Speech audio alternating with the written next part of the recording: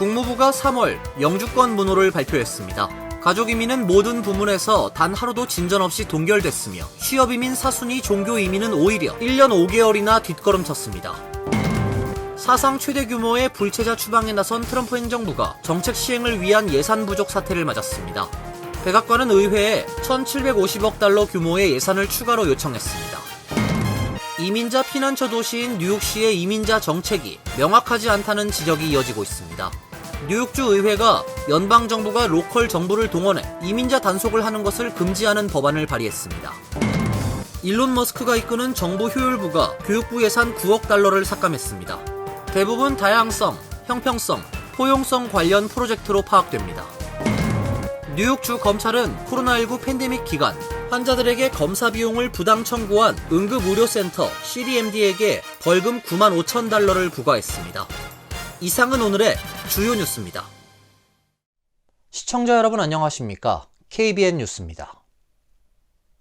국무부가 어제 2025년 3월 영주권 문호를 발표했습니다. 가족이민은 모든 부문에서 승인 가능일과 접수 가능일이 모두 단 하루도 진전이 없이 동결됐으며 취업이민, 사순위, 종교이민은 오히려 1년 5개월이나 뒷걸음쳤습니다. 보도에 김태희 기자입니다. 연방 국무부가 발표한 2025년 3월 영주권 문호에 따르면 가족이민은 승인 가능일과 접수 가능일 모두 단 하루의 진전이 없이 지난달 문호와 동일하게 발표됐습니다. 시민권자의 21세 이상 성년 미혼 자녀들이 대상인 가족이민 1순위는 승인 가능일이 2015년 1월 22일로 동결되었으며 접수 가능일도 2017년 9월 1일로 동결됐습니다. 영주권자 배우자와 미성년 자녀들이 대상인 이 A순위의 최종 승인 가능일도 2022년 1월 1일로 동결됐으며 접수 가능일도 2024년 7월 15일로 동결됐습니다. 영주권자의 성년 미혼 자녀인 2순위 B 역시 승인 가능일이 2016년 5월 22일, 접수 가능일도 2017년 1월 1일로 동결되었습니다. 시민권자의 기혼 자녀인 3순위, 형제자매 초청인 4순위 역시 한 발짝도 진전하지 못했습니다. 취업이민은 부문별 차이가 있습니다. 취업 3순위 숙련공 부문 승인 가능일이 2022년 12월 1일로 고지되면서 지난달에 이어 한 발짝도 나가지 못했습니다. 취업이민 4순위 종교이민은 승인 가능일이 성직자 부문과 비성직자 부문 모두 2019년 8월 1일로 공지돼 2월보다 1년 5개월 후퇴했습니다. 반면 석사 이상 고학력자들을 대상으로 하는 취업이민 2순위는 지난달에 비해 6주 전진했으며 취업이민 3순위 비숙련공 부문도 약 2개월 앞당겨졌습니다. 취업 1순위와 5순위 투자이민 부문은 3월 영주권 문호에서도 오픈되며 순항을 이어갔습니다. 사전 접수 우선 허용 일자는 취업 1순위와 5순위를 제외한 모든 부문이 동결되면서 단 하루도 전진하지 못하고 멈춰섰습니다. KBN 뉴스 김태희입니다. 사상 최대 규모 불체자 추방에 나선 트럼프 행정부가 정책 시행을 위한 예산 부족 사태를 맞았습니다. 당초 1,000억 달러 내외를 예상했지만 실제 단속에 더 많은 비용이 지출되고 있습니다. 백악관은 의회에 1,750억 달러 규모의 예산을 추가로 요청했습니다. 트럼프 행정부의 국경차르 톰 호먼과 러셀 보트 백악관 예산관리국장은 어제 연방 상원의 공화당 의원들에게 추가 예산 배정을 요청했습니다. 백악관이 추가로 요청한 금액은 1,750억 달러에 달하는 것으로 전해지고 있습니다. ICE 등 불체자를 단속할 자원을 총동원하고 구금시설을 대폭 확장하는 한편 송환 작업에도 막대한 비용이 소요된다는 설명입니다. 당초 공화당은 불체자 단속에 800억에서 1,000억 달러가 필요하다고 봤지만 실제로는 2배의 비용이 들어가게 됐습니다. 불체자 추방을 관장하는 호먼은 더 많은 돈은 더 많은 성공을 의미한다며 우리가 더 많은 돈을 받게 된다면 더 많은 나쁜 사람들이 거리에서 사라지고 미국은 그만큼 더 안전해질 것이라고 말했습니다. 공화당 내 대표적 친트럼프 인사인 린지 그레이엄 상원 의원이 위원장을 맡고 있는 상원예산위원회는 금년간 예산안에 대한 청문회를 실시할 예정입니다. 공화당은 표결 없이 예산안을 통과시킬 수 있는 조정 절차를 통해 트럼프 행정부가 요구하는 불법 체류 외국인 단속 예산을 승인할 방침입니다. 공화당은 이와 별개로 국방 분야에서 1,500억 달러의 예산안도 처리할 계획입니다. 연방 상원은 52대 48로 공화당이 다수당을 차지하고 있습니다. 이민자 피난처 도시인 뉴욕시의 이민자 정책이 명확하지 않다는 지적이 이어지고 있습니다. 최근 아담스 시장이 이민 단속에 협조할 수 있다는 메시지가 공개되면서 불안이 커지고 있는데요. 뉴욕주 의회가 연방정부가 로컬 정부를 동원해 이민자 단속을 하는 것을 금지하는 법안을 발의했습니다. 민주당 소속 앤드류 고나르데스 뉴욕주 상원 의원 등은 IC가 판사의 명령 없이 로컬 정부를 동원해 이민 단속을 할 수 없도록 하는 뉴욕 포올 법안을 어제 발의했습니다. 최근 뉴욕시를 비롯한 뉴욕주 곳곳에서 이민 단속 요원들이 법적인 권한을 넘어 불체자 단속에 나서는 것을 우려한 조치입니다. 특히 최근 뉴욕시에서는 에릭 아담스 뉴욕시장이 시 정부 직원들에게 위협을 받을 경우 이민조사에 협조할 수 있다는 애매모호한 메시지를 줬고 이로 인해 시 교육국 등에선 반발하고 나선 상황입니다. 멜리사 아빌레스 라모스 뉴욕시 교육감은 지난 7일 일부 시의원을 만난 자리에서 시 정부로부터 학교 불체자 단속 허용을 암시하는 메모를 받은 적이 없다고 밝혔습니다. 뉴욕시 교사 노조 역시 뉴욕시 정부로부터 이런 지침을 받지 못했다고 확인했다며 학교에선 불체자 단속을 금지하는 시 교육국의 기존 정책이 여전히 유효하다고 SNS를 통해 밝혔습니다. 다만 교육감은 기존 정책대로 학교에서 불체자 단속을 금지한다고 구두로만 언급했을 뿐 이 부분을 확인하는 문서는 내놓지 않아 불안감은 지속되고 있습니다. 프란치스코 교황이 미국 가톨릭 주교들에게 보낸 서한에서 트럼프 대통령의 대규모 불법 이민자 추방 정책을 강력하게 비판했습니다. 트럼프 정부는 교황은 가톨릭 교회에 충실하길 바란다며 곧바로 반박했습니다. 교황은 교황청 공보실이 어제 공개한 서한에서 모든 불법 이민자를 범죄자 취급하는 것은 잘못된 일이라고 지적한 뒤 모든 인간의 동등한 존엄성이란 진실이 아니라 힘에 기반한 조처를 하는 것은 처음부터 잘못된 것이며 결국 나쁜 결말을 맞을 것이라고 경고했습니다. 트럼프 대통령이 지난달 20일 취임 당일부터 대대적인 불법 이민자 추방에 나선 가운데 교황은 이를 미국의 중대한 위기라고 규정했습니다. 그는 나는 가톨릭 교회의 모든 신자에게 이민자와 난민 형제 자매들을 차별하고 불필요한 고통을 초래하는 주장에 굴복하지 말 것을 권고한다고 밝혔습니다. 교황은 이날 이민자들의 권리를 적극적으로 옹호해온 에드워드 바이젠버거 주교를 새로운 디트로이드 대교구장에 임명했습니다. 바이젠버거는 2018년 트럼프 1기 행정부 당시 논란이 된 남부 국경 이민가족 분리 정책에 참여한 국경 순찰 대원들은 성찬식 참석을 거부당할 수 있다고 말한 인물입니다. 백악관은 프란치스코 교황의 이러한 강력한 비판을 적극적으로 반박하고 나섰습니다. 국경 담당 차르인 톰 호머는 이날 백악관에서 기자들과 만나 나는 교황에게 해줄 가혹한 말이 있다며 교황은 가톨릭 교회를 바로잡아야 한다고 말했습니다. 그는 교황이 교회에 충실해 이 문제를 해결하고 국경 단속은 우리에게 맡기면 좋겠다고 말했습니다. 일론 머스크가 이끄는 정부 효율부가 교육부 예산 9억 달러를 삭감했습니다. 대부분 다양성, 형평성, 포용성 관련 프로젝트로 파악됩니다. 반면 법원은 정부 효율부의 교육부 데이터 접근을 제한을 하는 명령을 내렸습니다. 뉴욕타임스에 따르면 머스크가 주도한 정부 효율부는 교육부가 다양성 및 형평성 교육 관련 계약 89건과 보조금 29건을 종료했다고 밝혔습니다. 익명의 교육부 계약 담당 관계자들은 삭감 대상은 교육혁신 및 연구보조금, 교육모범 사례 연구 등 교육과학연구소 관련 계약이 대부분이라고 설명했습니다. 연방정부와 교육 관련 데이터를 공유하는 독립비영리단체 미국 연구소도 몇몇 주요 보조금에 대한 해지 통보를 받았다고 밝혔습니다. 대상에는 전 세계 학생과 미국 학생의 학업 성취도 관련 데이터 수집 및 분석, 학교 안전, 장애 청소년 지원 프로젝트 등이 포함됐습니다. 장애인 교육법에 따라 데이터를 수집하는 업체도 계약이 중단된 것으로 알려졌습니다. 민주당 소속 패티머리 연방 상원 의원은 선출되지 않은 억만장자가 교육부 연구부문과 공립학교 개선에 필요한 고품질 연구 및 기초 자료를 파괴하고 있다며 이미 계약이 체결됐는데 지원을 중단하는 건 낭비 그 자체라고 비난했습니다. 한편 머스크의 급진적인 정부개혁에 제동을 걸고 있는 법원은 이날 DOJ 직원의 교육부 민감 데이터 저장 시스템에 대한 접근 제한 명령을 내렸습니다.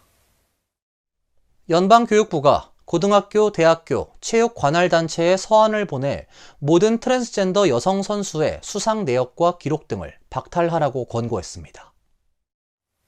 교육부는 어제 미국 대학스포츠협회와 전미 주립고교 연맹에 보낸 서한에서 여성 선수들이 그간 여성 부문에서 생물학적 남성들에게 부당하게 빼앗긴 기록, 타이틀, 상과 인정을 돌려줄 것을 요구했습니다. 캔디스 잭슨 교육부 부법률 고문은 여성 운동선수들은 수년간 평가절하되고 무시당하며 남성이 그들의 영예를 가로채는 모습을 지켜봐야 했다며 트럼프 행정부의 교육부는 이 부당함을 바로잡고 과거와 현재 그리고 미래의 여성 대학 운동선수들이 힘들게 이룬 성취를 지키기 위해 가능한 모든 조치를 취하겠다고 밝혔습니다. 교육부는 이번 조치는 트랜스 여성의 여성 스포츠 참가를 금지하는 대학 스포츠협회의 새로운 정책과 일맥상통한다고 덧붙였습니다. 트럼프 대통령은 앞서 5일 남성에서 여성으로 성전환한 사람의 여성 체육 경기 출전을 금지하는 행정명령에 서명을 했습니다. 경기 출전을 허용한 학교에 대한 연방 지원을 중단할 수 있는 조항도 포함됐습니다. 대학 스포츠협회는 곧바로 출생 시 여성으로 분류된 학생 선수만 여성 스포츠에 출전할 수 있도록 규정을 변경했습니다. 한편 캔자스 주지사가 공화당이 세 번째로 제출한 성전환 아동 관련 치료와 시술, 교육금지 법안에 대해 거부권을 행사했습니다. 법안은 아동기의 성전환 수술이나 호르몬 요법, 사춘기 예방약 투여 등을 금지할 뿐 아니라 심지어 성전환 아동에 대한 주 정부의 사회적응 교육까지 금지하는 내용을 담고 있습니다.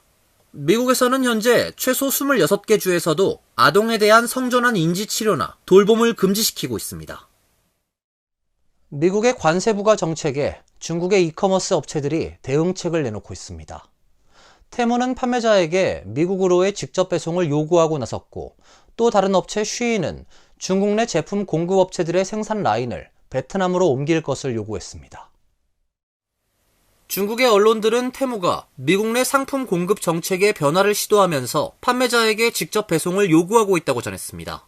지금까지 테무는 가격 책정과 상품 배송, 마케팅 등 모든 업무를 수행했지만 앞으로는 판매자가 미국의 상품을 직접 배송하도록 유도하고 있다는 것입니다. 판매자가 상품을 직접 배송하도록 하는 정책이 아직 의무화된 것은 아니지만 테무는 이런 방식을 받아들인 업체를 자사 플랫폼에서 우선시하겠다는 메시지를 판매자들에게 보낸 것으로 전해지고 있습니다. 앞으로 판매자가 배송을 직접 담당해야 해 가격 상승 요인으로 작용할 전망입니다. 또한 대량 배송에 따른 규모의 경제 효과를 얻기 힘든 데다 배송료 협상력이 약하고 물류 지원 능력이 없는 소규모 업체들은 아예 미국 시장 판매를 포기하는 상황이 발생할 가능성도 커집니다. 또 다른 중국 이커머스 업체인 쉬인도 미국의 관세 우려에 대응하는 움직임을 보였습니다. 쉬인은 중국 내 제품 공급 업체들의 생산 라인을 베트남으로 옮길 것을 요구하면서 이를 받아들인 업체에는 최대 30% 높은 가격을 주는 등 인센티브도 제시했습니다. 지난 4일 발효된 트럼프 행정부의 행정명령에는 일정 금액 이하의 물품에 대해서는 면세하는 소액 면세 제도를 인정하지 않는 내용이 포함됐습니다. 뉴욕주 검찰은 코로나19 팬데믹 기간 환자들에게 검사 비용을 부당 청구한 응급의료센터 CDMD에게 벌금 9만 5천 달러를 부과했다고 밝혔습니다. 뉴욕주 검찰에 따르면 CDMD는 지난 2020년 3월부터 2022년 11월까지 수천여 명의 환자들에게 코로나19 검사 비용을 청구 후 징수한 것으로 알려졌습니다. 해당 기간은 코로나19 국가 비상사태로 환자들에게 코로나19 검사 관련 코페이 및 디덕터블을 청구하는 것이 금지된 때였으나 CDMD는 검사일 기준 최대 2년 후까지 환자들에게 청구서를 발송했습니다. 또한 CDMD는 해당 기간 동안 웹사이트에 정확한 검사 비용에 대해 공지하지 않았으며 청구서를 수령한 환자들이 제기한 민원 사항에 대해 민원 창구를 제대로 운영하지 않았습니다.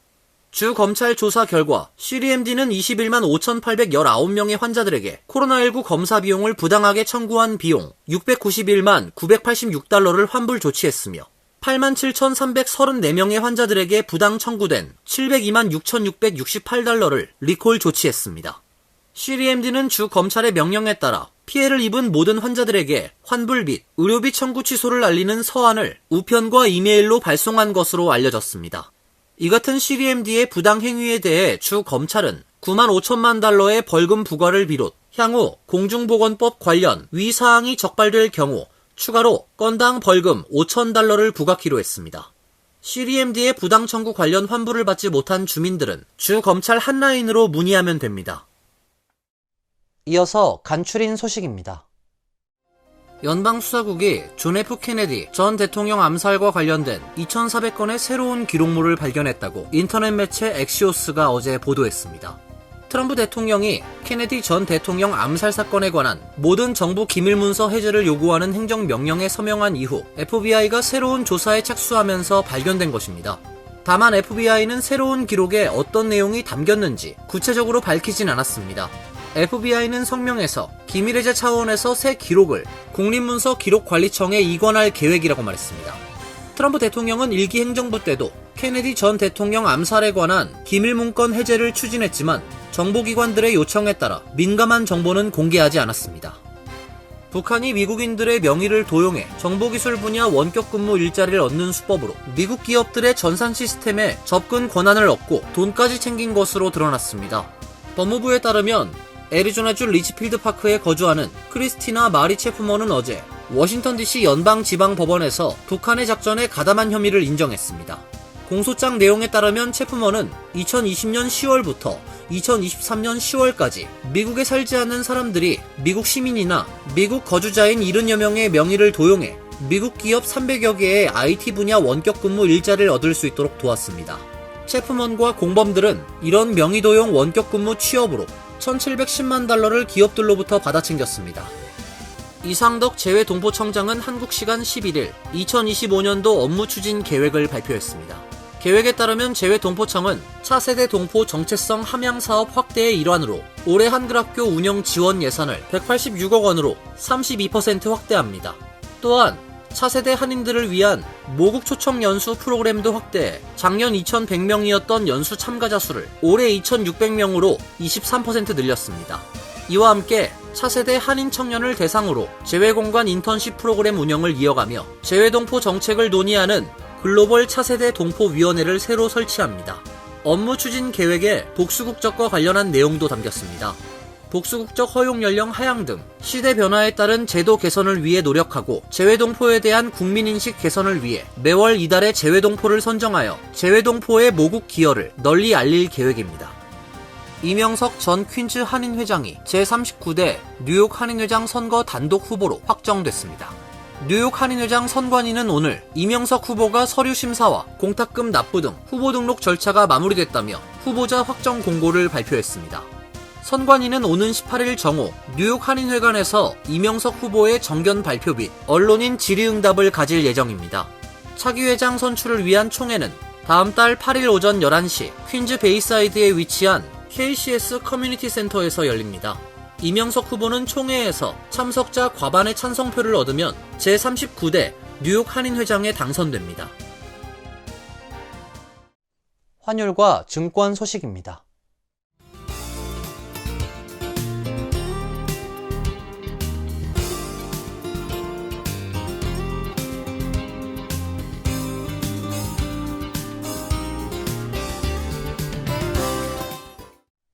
이어서 날씨입니다. 내일은 비가 내리겠습니다. 낮 최고 기온 48도, 섭씨 9도, 밤 최저 기온 29도, 섭씨 영하 1도로 예상됩니다. 금요일은 대체로 맑은 날씨가 예상됩니다. 토요일은 눈 또는 비가 내릴 것으로 예상됩니다. 이상으로 KBN 뉴스를 마칩니다. KBN과 함께 즐거운 시간 되시길 바랍니다. 동부 최대 한인방송 KBN이 제작하는 KBN 뉴스는 웹사이트 mykbn.com 그리고 유튜브와 페이스북에서 다시 보실 수 있습니다. 좋아요, 구독, 알림 설정은 뉴스 제작에 큰 도움이 됩니다.